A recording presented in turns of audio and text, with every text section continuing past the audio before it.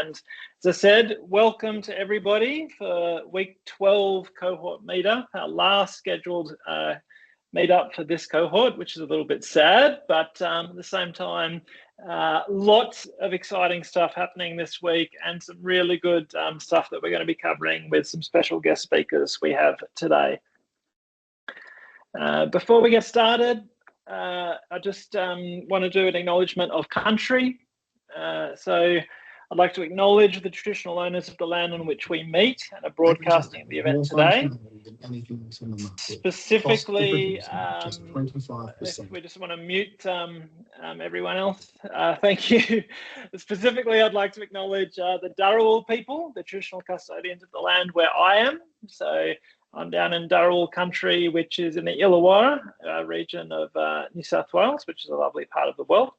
And I pay my respects to the Dharawal's elders, past, present, and emerging, and extend that respect to all Aboriginal and Torres Strait Islander peoples joining us today. As usual, just a little reminder, we do have some guests joining us today, so maybe just be careful about divulging anything super duper sensitive. We love seeing your faces on screen, so if you can do that, that would be very welcome.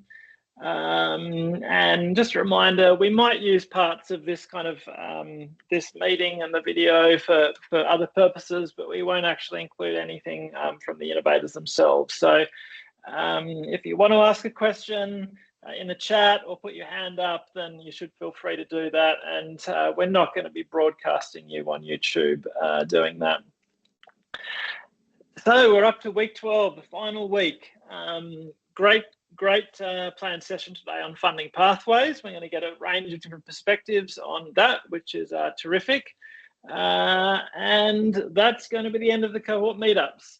Of course, it's not the end. It is just the beginning. We've got a lot of stuff to wrap up this week for everyone in the cohort. And obviously, we're getting closer to seeing who those top 8 ventures will be, who will be joining us for the Innovator Showcase up in Brisbane in a couple of weeks' time.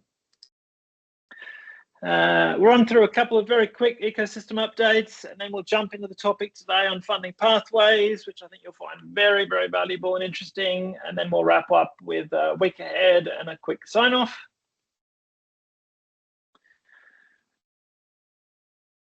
As you might have seen via Slack, I think this week, we've actually opened applications for cohort 3. So no rest for the wicked. That campaign went live during the week. You might have seen it on LinkedIn and a couple of other places. We hope that for anyone who felt like this program in this cohort was of value, that you might like to promote or refer or share or otherwise extol the virtues for other interesting innovators. We just really, really love your support, and that type of word of mouth is very, very valuable. And I'm sure you'll want to sort of stay tuned and see what other people come through through the program. And secondly, stay tuned as well for an introduction coming up to our nascent alumni community. We've got some feedback from both this cohort and last cohort that for ongoing communications, WhatsApp is a much preferred platform compared to Slack. So for all the people who gave that feedback, we heard you, we listened to you, yeah, WhatsApp's going to be a slightly easier platform for us to use. You'll be able to sort of interact with other people within your current cohort. And now that we've got 2 cohorts and a few other types of partners, we'll be bringing them together in a few different types of groups and giving hopefully a little bit of a chance for those groups to interact with one another. So yeah, stay tuned for the Beanstalk Drought Venture Studio alumni community invite. And that will go out in the next week or 2, I'd expect. We want to be able to stay in touch, of course. Okay, we've rapidly made it to the topic, which is good. I'm doing my job of keeping things moving. So this week's session is on funding pathways. I know I spoke to a number of innovators last week about, what some possibilities were looking ahead. And so this topic is really well timed. I will very briefly introduce the three speakers that we have for you today. And each of those speakers with different perspectives and insight and expertise will have about 10 minutes each to go through their what they'd like to share today, and then we'll also have some time for Q&A. As always, if you'd like to ask a question while one of the people is speaking, feel free to throw it into the chat, or even raise your hand as well, and myself or Ben will jump in. But again, we will have some time for the Q&A afterwards. So thank you to the lovely three people who are joining us today. We have Rebecca and Camilla and Phil. So Rebecca Bradford is the engagement manager with GrowAg at AgriFutures, and she's going to tell us all about the GrowAg platform that hopefully many of you already know a little bit about. Then we have Camilla Roberts, the CEO and founder of Scale Impact, who will tell us everything she knows about grants and maybe more. I know at least half of the innovators I chatted to at the end of last week are dying to hear a little bit more about that. So that will be excellent. And finally, we have Phil Coolin, who's a partner at Mandalay Ventures, who's a VC, who will give us a quick download on all things venture capital, with particular regard to the ag and ag tech industry as well. So three really interesting and diverse perspectives on future funding and growth and getting to market. So can't wait to hear from all of them. To save you hearing any more of my own voice, I might stop sharing my screen.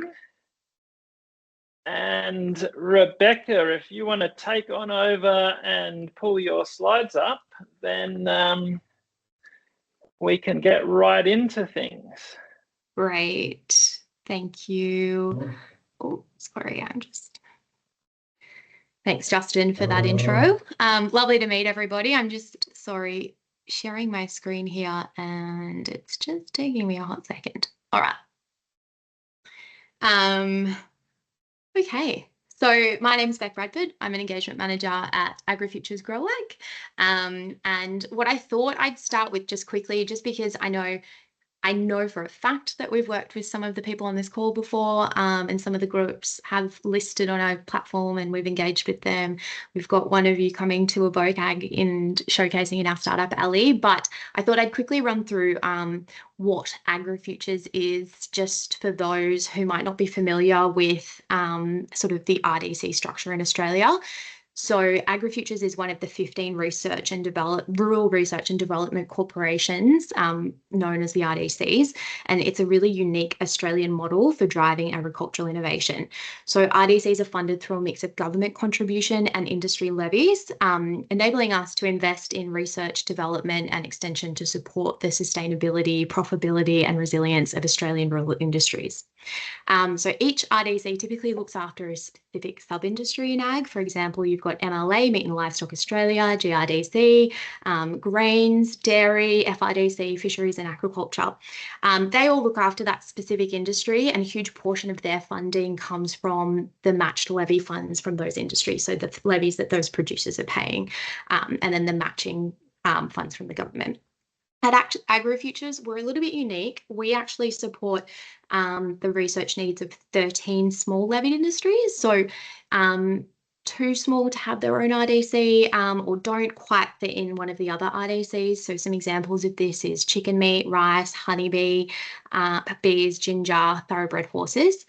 So we deliver innovation solutions that provide tangible results for farmers and prepare them for the future. So we are also unique in that we receive a big portion of our funding as well from appropriation funding, with a mandate that sort of goes beyond the traditional R&D. So we're driving the growth of emerging industries, so industries in Australia that are too small to have that levy that they're paying yet, or are just new and sort of trying to validate whether they can establish in our climate, in our industry over here. And then, so some of those would be sesame, industrial hemp, and seaweed. And so we support them through targeted research. We also develop programs like the AgriFutures Rural Women's Award and Horizon Scholarships to address workforce and leadership needs in agriculture. And then we're also tackling national challenges and opportunities to future-proof Australia's rural industry. So looking at things like carbon, waste, new revenue streams for producers, and a lot of that is in collaboration with the RDCs, as there's a lot of crossover there. And then we also get additional funding to look at sort of the global innovation agri-food ecosystem and our innovation networks. And so that's sort of where my program GrowAg and our event EvokeAg sort of fit. And our sort of mandate around that is really trying to position Australia as a global agri-food tech innovation hub. And so a big piece of that is around the showcasing and connecting piece. So EvokeAg, I don't know, I'm hoping most of you have heard of it. It's a key initiative of ours. It's our premier agri-food innovation event in the Asia Pacific. So it's a global event where startups, investors, corporates, researchers, government agencies come together to connect to connect and discuss the future of food and agriculture. So it's not just a conference. We like to think of it as a catalyst for collaboration and investment and partnership. And we've seen some incredible traction and engagement come out of the event. And we also, a key feature of that event is our Startup Alley and our Scale Up Station. So we sponsor 40 startups from Australia and around the world to showcase at EvokeAg. And like I said before, Aquaterra is showcasing in EvokeAg Startup Alley this year, which is very exciting. Yeah, and a big piece of that is sort of giving them a platform to engage with those key groups that I sort of talked about earlier, that the key potential partners. And then we come to GrowAg. So GrowAg is our it's almost like an online platform version of the EvokeAg event. It's all about showcasing the innovation and research across the ecosystem. It's about providing an opportunity to connect with the global agri-food innovation ecosystem. Obviously, there's a huge focus on Australia in that, really sort of trying to promote Australian innovation globally, and also Australian challenges globally for solution providers. So it's designed to showcase startups, investors, researchers, governments, corporates, the same cross-section of group, anyone that's sort of working along that commercialization, innovation pipeline. And yeah, I'll explain that a little bit more later. So on GrowAg, we currently list over 3,000 research projects. So we promote these research projects, we list them to try and facilitate collaboration, reduce duplication, and build awareness of the potential commercial opportunities in research based on the outcomes and IP of that research, and also to showcase expertise across Australia. And we've just recently started accepting research listings from international organisations as well. So we can give a really broad view of sort of where research is happening, what innovation might be coming down that pipeline, and where there's that expertise across the ecosystem. We've got over 150 live opportunities. So these range from opportunities from startups like yourselves looking for investment, strategic partners, research partners, through to research organisations that might be looking to license out their technology or commercialise their IP, to EOI calls, innovation challenges from corporates, or collaboration opportunities. We also have over 600 organisations listed on the platform, most of which we have a really strong relationship with. And we do leverage that network wherever we can to try and provide those meaningful introductions where there's mutual interest. So one of the best features of GrowAg is our concierge service, where we actively try and support opportunities coming through and the groups that are working in this space. We will try and reach out to our key networks on their behalf to facilitate that introduction where there is that mutual interest, and also provide insights around what other opportunities there are across the ecosystem and where they might have synergies or there might be opportunity for collaboration.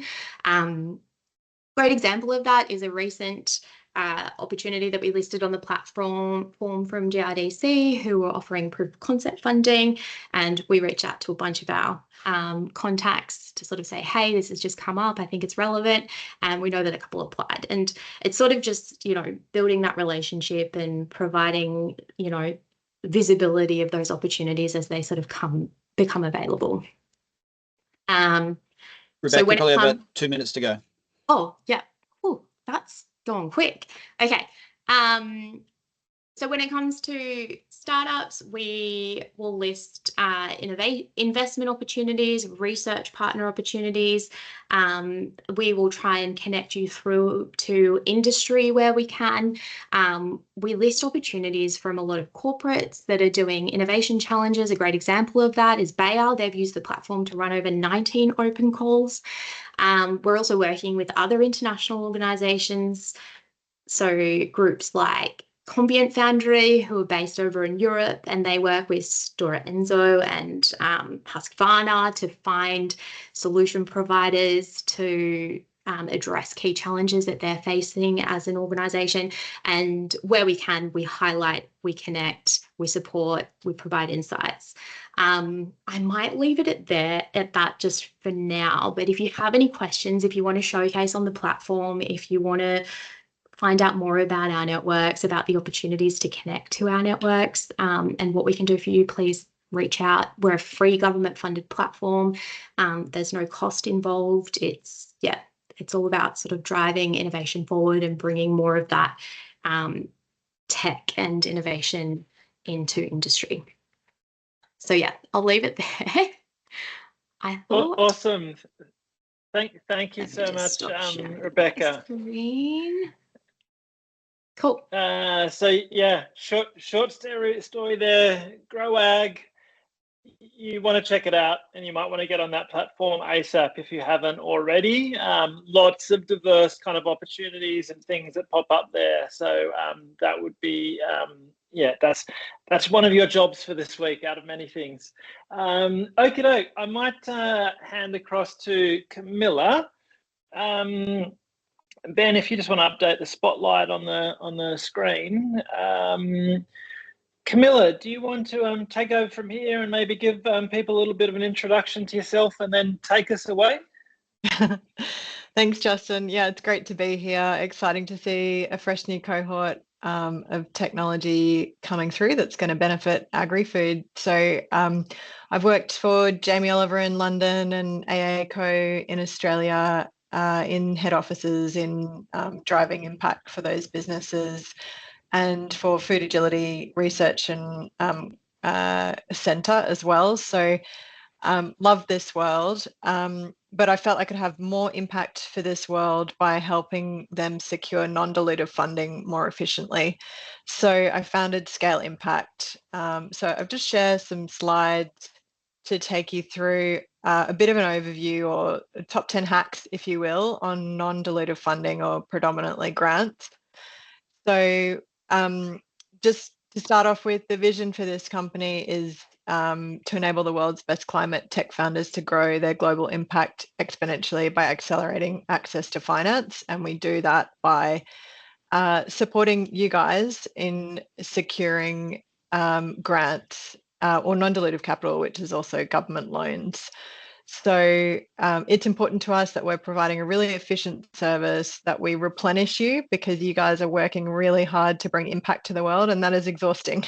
So our job is to help make that easier and create impact and do that with integrity. So I think a framing that we've sort of come to is, what if 50% of your funding could come from non-dilutive sources like government? So, you know, this is right up to very mature, massive capital raises, you know, beyond Series B. We're talking up to hundreds of millions that could be matched by government if you're strategic about grants from the outset. But it also applies to small startups who only have a limited cash flow as well. So it really does span the whole category of scale-ups and startups. The benefit to this, you're not giving away equity, you have more control in your company, you have the longevity to stick with the technology so it can have the impact that it was designed to have. It's also really useful in capital raises. It extends your runway, it helps your cash flow, it accelerates your milestones, and it also, having that and taking that into a room with VCs or other investors is really valuable, because they know they're not just dependent on them for funding, that you have other revenue sources, even if you might be pre-revenue. So they're kind of sort of the benefits, but what I find is that most startups don't think about it in that way, and they don't think about that you can get that much from non-dilutive sources. It's just as valuable as any other revenue source to your company in the early stages of your business. So why don't we treat it that way? I think people think it's hard, and so is capital raising. I think people think outcomes are uncertain, so is capital raising and finding customers. Just like finding customers or capital raising, there's an art and a science to it. It's just a matter of working it out. But what's guaranteed is that if you do not pursue any non-dilutive funding, then you will be more diluted and have less financial resilience than companies that are pursuing it. And it makes it a much more difficult founder journey. So if your mindset is now, I could potentially get 50% of the funding for my business from non-dilutive sources, then we want to start to value it in the same way that you would, which means having a funding strategy for non-dilutive sources. You have a capital raising plan, you have a customer acquisition plan, do you have a grant strategy? There, like anything, there are opportunities to maximize and maximize the opportunities and mitigate the risks. And it ensures that you get faster outcomes. You know, there's things to be aware of. Risks in grant world, for example, are elections and caretaker mode, which can suddenly stall an application or funding to you. But there are ways of managing around that. So don't let things like that deter you from trying and having a hat in the ring. And I think what's really kind of another sort of hidden benefit that people don't always think about is, if you're strategic about it, if you're first in the queue, if you're largest in the queue, then you get all these other benefits. So for example, with Cauldron Molecules, we secured $4.3 million for them with the Industry Growth Program grant. They were the first one to secure it. It was the largest one. And it had all these other knock-on benefits, for example, the federal minister coming to the site and being aware of their journey and their capital raising needs for the future. So it is very valuable, and I encourage startups to start to see it in that way. The great news is they're really easy to find. It's not hard to find the grant. It's public knowledge. It's available on free websites and paid websites. Here's just two that you could start your search with today. The challenge is not in finding the list of grants. The challenge is refining them to the ones that are valuable to you. So the best way to sort of triage for grants that align with your core goals, obviously, to start with what are your core goals, and then, as exciting as a grant might seem, if there is an alignment, then don't pursue it. Triage that long list you might have by things like, what are the grant activities, eligible activities that they're willing to pay for? Does that align with what you need to be paid? The eligible expenditure items and the timing. So most grants, particularly as they get to the larger sort of scale, are matched grants. So generally you have to bring 50% of the cash to the table, and they match that with 50% from government. So you need to be aware of the timing of your cash flow and how that aligns with the grant as well. then this is sort of like discipline applying to that long list. It's very exciting. You know, I've seen emails from grant organizations saying, you know, $111 billion in grant money available. Yes, but what's the 1 million you can get? Let's just focus on that. So I would assess for the probability of success. How competitive do you think you would be against other people you know that might be applying for this grant? Look at the evidence requirements. That these are usually stepped out in the guidelines of the program. And the evidence requirement, you know, might say we want to see your cash and bank balance of the matched cash, which may just knock a lot of companies out. So it's worth going into the guidelines and doing that assessment. And then, you know, an ideal situation for me is you've got 2 really good opportunities rather than 10, because 10 is burnout, 10 is distraction, and 10 is not likely to be successful. So go for 2 that you've got a high probability of success on. And then dive, it's not fun this part, but dive into the eligibility criteria and flag the high risk assumptions and then run them to ground before you start the application, because grants do take time. They're absolutely worth the time if they're a good fit, and they are a real time sink if they're not a good fit. So an easy way to triage is go straight to eligibility criteria and make an honest assessment of whether you think you'd be competitive, whether you pass the hygiene test of being eligible. This does take time, so of course, use experts if you can. Some of the devil is in the detail, and the guideline documents can be 50 pages.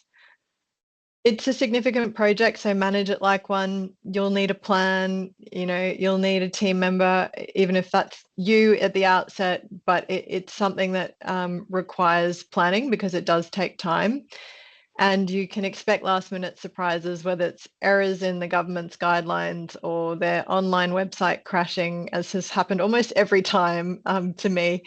Don't try and get it in on deadline day. You know, give yourself some buffer so that you know, you don't lose hundreds of hours on a hygiene thing.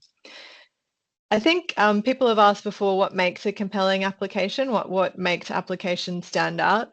And one great example is natural evidence trumps constructed evidence. So if the grant is asking for a customer pipeline or evidence of traction, it's great to have, you know, a customer pipeline screenshot from your customer relationship management system. And what's even better to add to that is contracts, term sheets, fundamental business documents that show the traction that your business is having. And that's not always possible. You know, you're early on in this journey, and so you need to think laterally about what's the next best thing, what has external validation, because government is used to many great ideas being pitched to them, and they really want to understand where's the substance. So the more you can provide that substance, the better advantage you'll have. Another aspect on compelling application is the whole why this, why now, why us, and wherever possible, back it up with data and evidence. And it's a very university, high school concept, this one, but often they tell you where the points are scored. So focus on where the points are scored and make sure your evidence that meets that criteria is, you know, really nailed, because it doesn't matter how exciting the motherhood statement might be. We're going to have impact of, you know, 500 million tons of this. If it's not in the right section. So, you know, there's only some sections often scored. So it's just little details like that that make the difference between, you know, an easy win and you know, not getting through it all. So hate to see people miss out for that. And then the final kind of top 10 hack is build a long-term strategy. I think with this idea that there is a government funding source for the whole journey from, you know, startup to IPO and beyond, that it's worth having a line of sight to that bigger vision, because you want to establish the relationships now. The timelines in government, as everyone knows, is long. And if you start getting in on small grants, building relationships, by the time your company is ready to scale, you'll have those relationships and trust and the hall of power that's required to be invited to the invitation only grants. And that's where it's a real step change in level. And that's where they can really support your business to scale for international expansion. I think that's it. Yeah. So I think if you're interested in help with strategy, we do strategy and we do grant management and stakeholder management with government and support on government contracts. Take a look at our website, and this link is sort of a start here to see if we're a good fit for each other, because as I said, efficiency is the most important thing because your time is super valuable. So if we don't think we can help you, then we triage early so you can make your merry way to greener pastures. Thanks, guys. Awesome. Thank you so much, Camilla. A really, really good overview of how to think about and how to manage your grant strategy. I know there's a bunch of people in the cohort who have already raised grant money, and I suspect there's a very significant proportion of them who can or would need to in the weeks and months ahead. So we might come back and have a few more questions about that, about the nitty gritty. I've certainly got some questions about governance and caretaker mode that I'll come back to, but thanks again, Camilla. You're welcome. All right, well, as I said, lots of startups in our cohort definitely have potential for grant money, but equally there's still the avenue of raising capital that might be dilutive as well, which is a fantastic segue. Hey, Phil, good to see you again.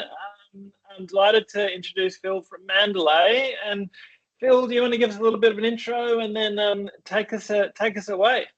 Absolutely. Thanks, everyone, and I'm really glad to be here. I'm not going to be showing slides, and the advantage is I'm going to be able to see your faces and your reactions along the way, so that's good. It's great to go last as well because all of these things that have been presented, including what I'm going to present now, I think it's like an and proposition rather than an or proposition. I think there are multiple funding sources that are applicable to various businesses and projects. And I think one of the gifts that a program like this can give you is to have quite a holistic view at how the right kind of funding is going to be able to support the right kind of activity within your business. And I do want to say maybe a small caveat is that the only form of dilutive funding that's presented here now is VC, and it's early stage VC, but actually it's a much bigger space than that as well, right? So there's lots of other private sources of capital that may be relevant to you that we won't be able to cover here. So I'm one of 3 partners at Mandalay Venture Partners. We're a VC firm based in Brizzy, or headquartered in Brizzy at least. We're a relatively small firm, 6 people. We've got our first fund in market, which is called Mandalay Fund 1, which we are actively deploying. We're about to sign our 8th investment into that fund and continuing to invest at a rate of about 6 investments a year. So I think that's one of the first things to tell you about VC is if you think you're competing with other people applying or submitting, for VC funding, partly we managing our numbers as well. We probably only have 6 to make a year, so that's one of the filters that we have.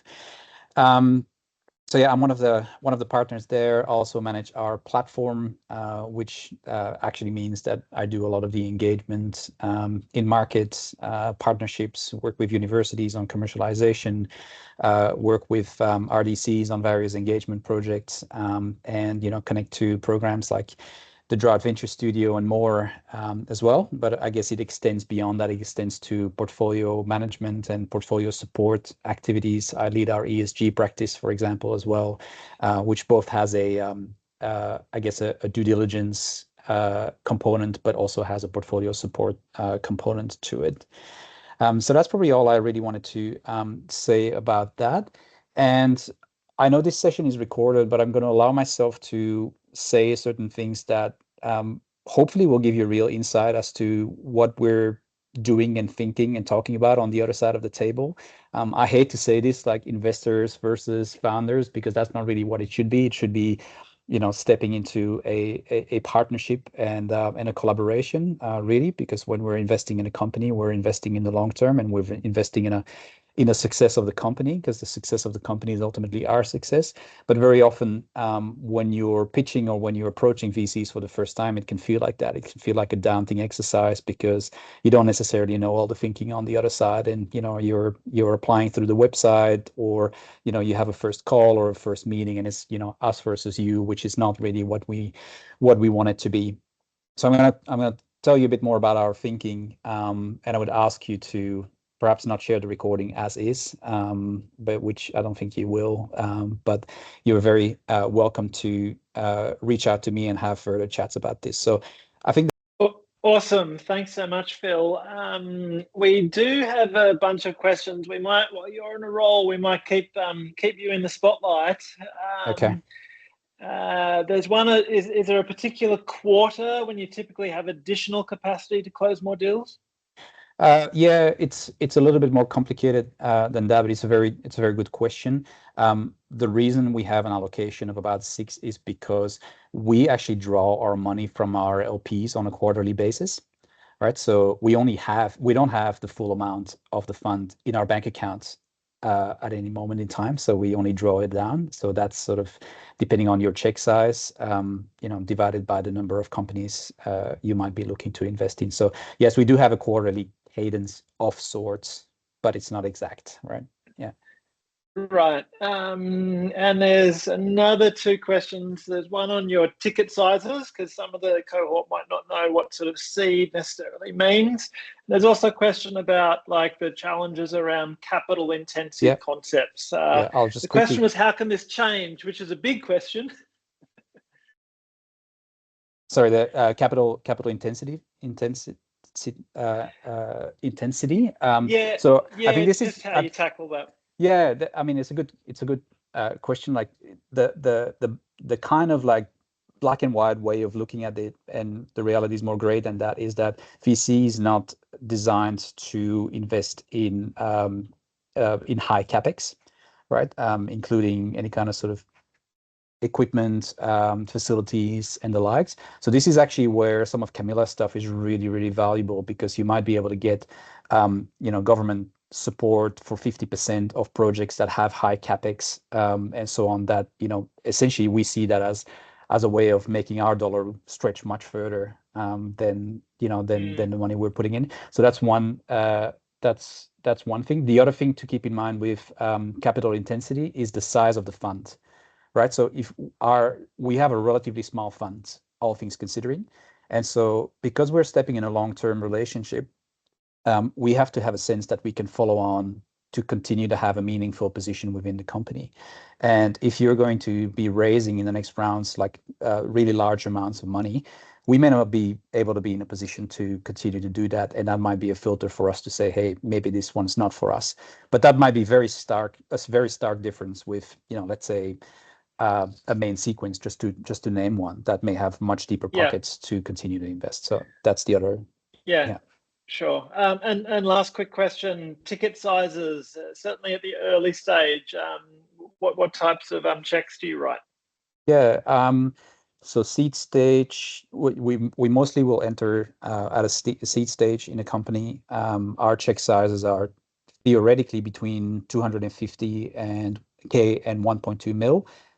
Most of our checks recently have been around, let's say, an average of 750 to 1 mil.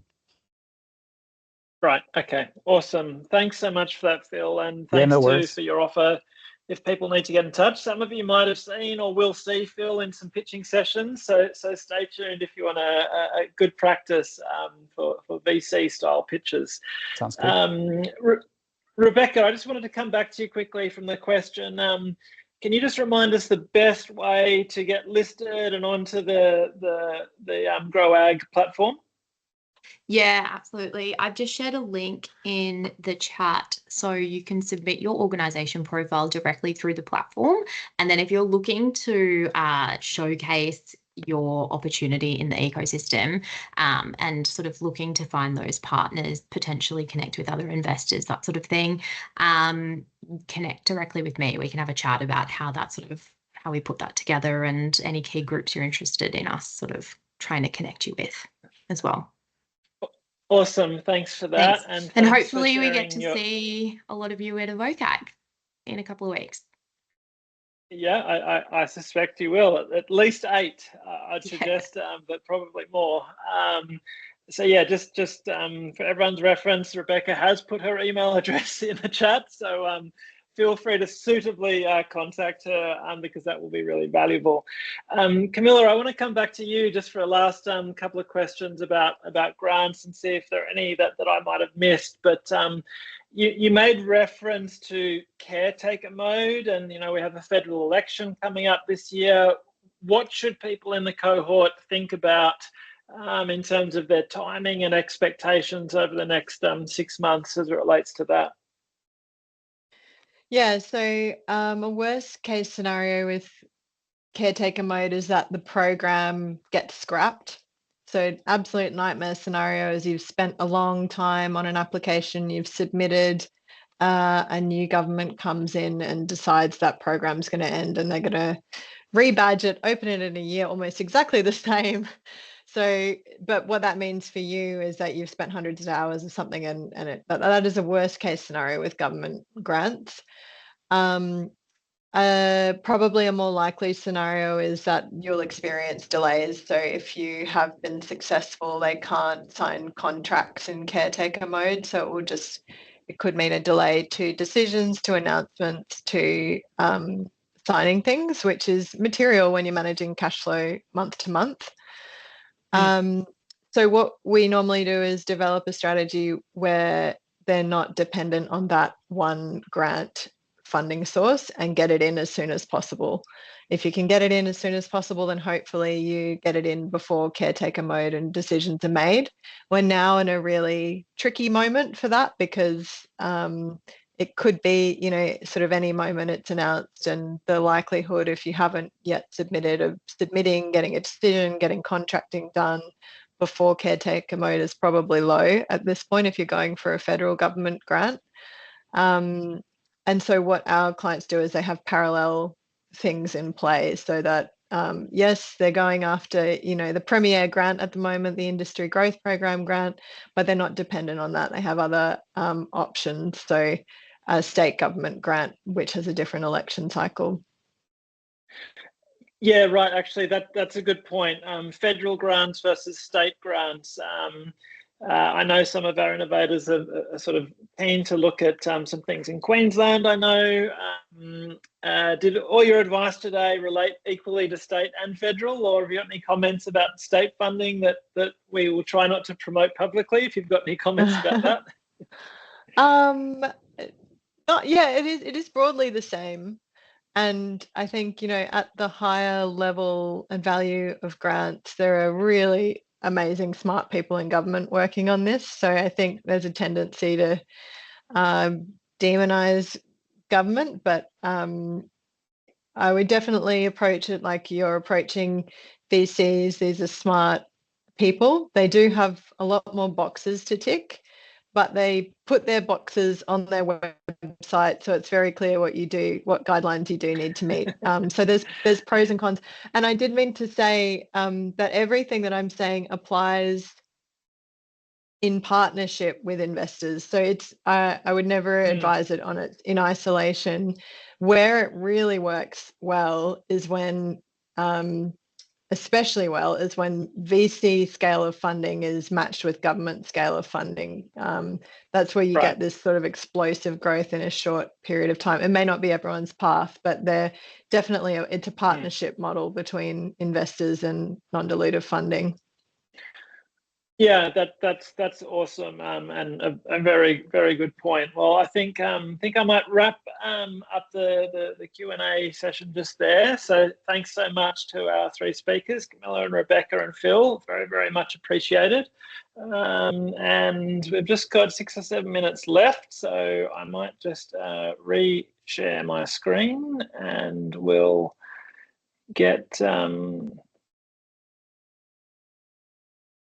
re-rolling, and hopefully everyone can see that. Ben, I might hand across to you if you want to take people through the week ahead. Perfect. Well, no surprise, but we're in week 12, which is the final week of our formal programming. So what is happening this week? Well, really more of the same. So we still have our one-on-one sessions this week, and within those, though, there'll be, because they are the final one-on-one sessions, there will be a very large focus on finalizing your commercialization plans. Justin, can you just move forward one slide, please? Sure.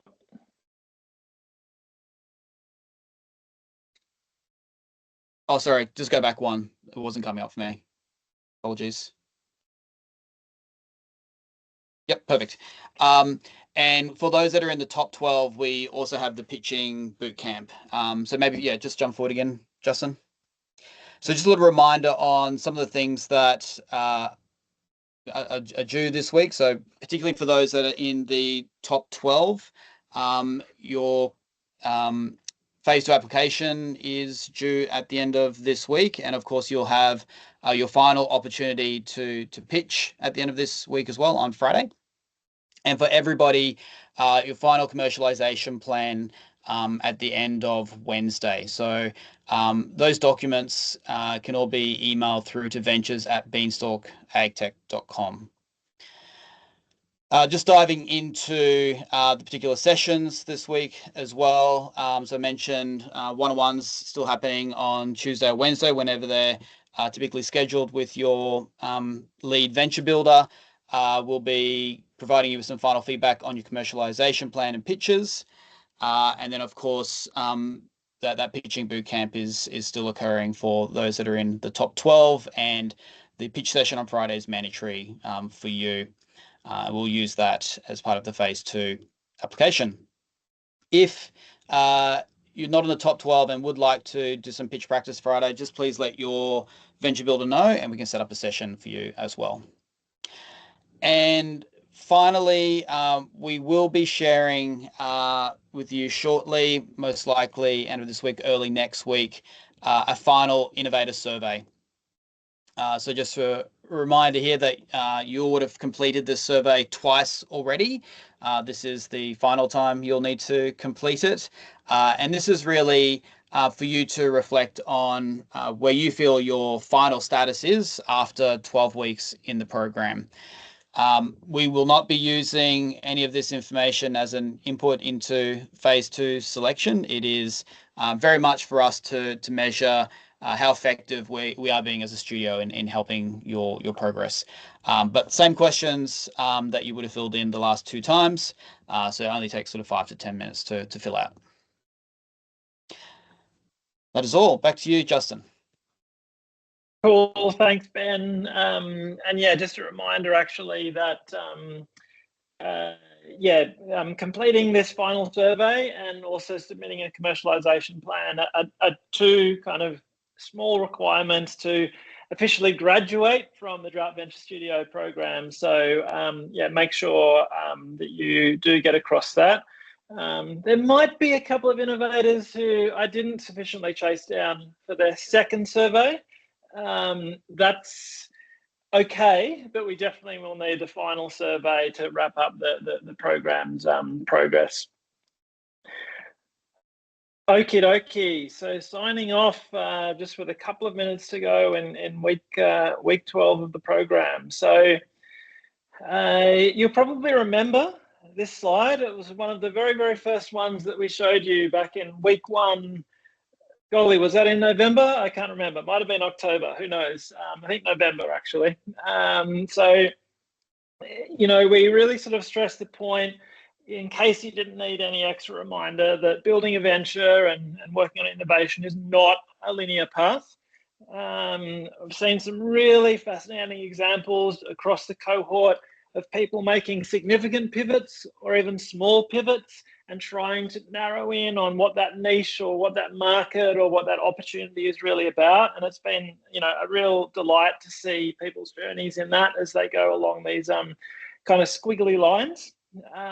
So I I applaud you all for jumping into that journey, because it is very, very difficult to navigate such extreme uncertainty. And certainly the entire VB team is really, really proud of the progress that you've all made in so many different ways.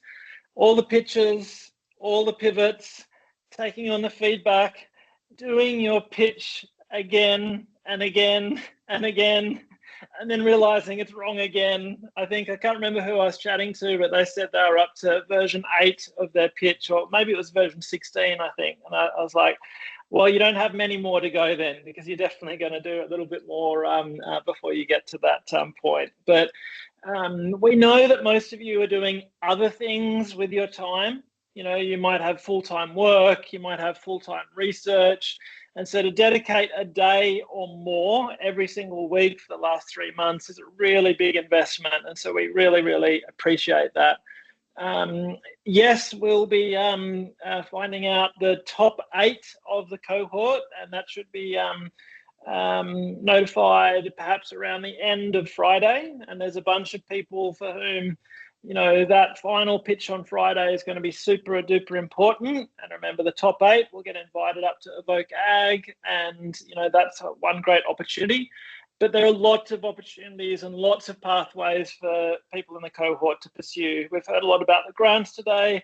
We've heard a bit about fundraising. We've heard about some industry channels, and there's lots and lots to come, and a little bit more of a squiggly line to follow. So we just want to thank you so much for taking part over the last 12 weeks or so. Stay tuned for the invite to our alumni community, because we can't wait to stay connected. And obviously this week is still full steam ahead with your VB and one-on-ones and all the various things that entails. So thanks again, everybody. We'll see you around. Take care.